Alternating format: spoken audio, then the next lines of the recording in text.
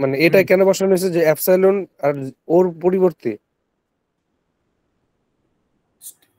এই যে তোমার এই টিটার পরিবর্তে টি এর ফার্স্ট বসাচ্ছ না,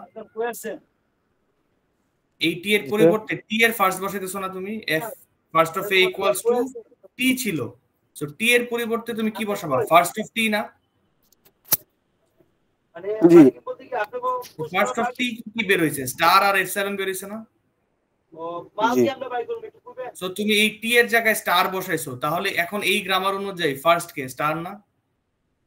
হ্যাঁ আবার এই টি এর জায়গায় এপসাইলন বসাইছো, তখন গ্রামার অনুযায়ী কি হবে? এপসাইলন এ হবে না? স্যার এটাই স্যার সমস্যা স্যার, আমার তো স্যার ইও ছিল স্যার, ওখানে এটা আসলে কিভাবে ই স্যার? না এপসাইলন বলতেছে, এটা কি ই আচ্ছা বলবো? মানে ই এপসাইলন আর ও ছিল স্যার। এপসাইলন ও না, ই ও রে আমি এপসাইলন বুঝাইতেছি এখানে, আচ্ছা এপসাইলন আচ্ছা সাইন। আচ্ছা ঠিক আছে, এখন এপসাইলন মানে ফাঁকা, সো এপসাইলনটাকে কনসিডার করব না, তখন এ ধরা হবে। মানে এটা আসলে এরকম আর কি, এ এপসাইলন এ। ঠিক আছে, এই এপসাইলনটা তখন ফাঁকা হয়ে যায় আর কি, তখন বাকি থাকে এ, সো এটা হয়ে যাবে তখন তোমার ফার্স্ট। বুঝতে পারছো? আপনি অনেক একটা করে যদি স্যাম্পল দেন ভাই, কাস্টমারের পায়ে দিবে 41, পরবর্তীতে আপনি কিভাবে 14 শেয়ার দিতে পারেন?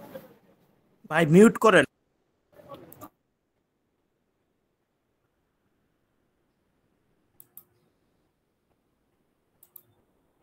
বুঝে গেছে কি বললাম? জি স্যার। এখন বুঝছেন কেমনে আসছে? জি স্যার। আচ্ছা, সো আমরা একটা টেবিল দেখাই, কয়েকটা গ্রামার থাকবে, এই অনুযায়ী কিভাবে করবো, মানে আপনাদের এক্সামে কেমনে আসবে টেবিল বানাই দেখাই আমি।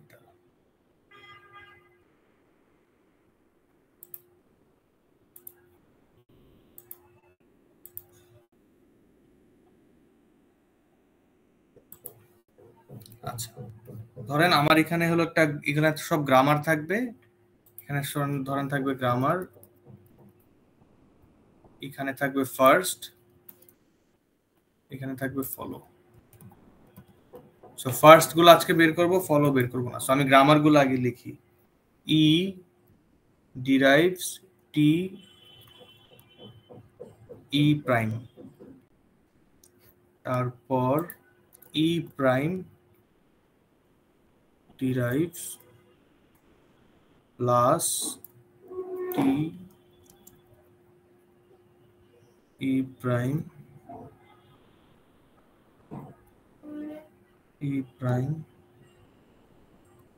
or epsilon. এটা কিন্তু এপসাইলন বুঝে দিছি, ঠিক আছে? এই যে এটা কিন্তু এপসাইলন বুঝাচ্ছি। তারপর আবার টি ডিরাইভস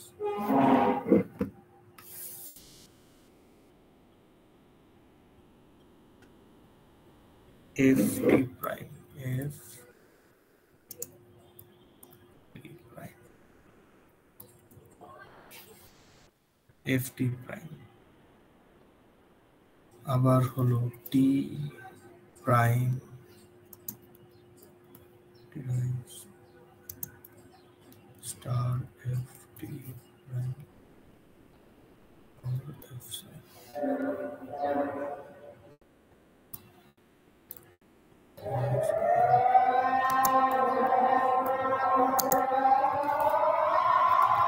আচ্ছা, আজানটি একটু শেষ হোক,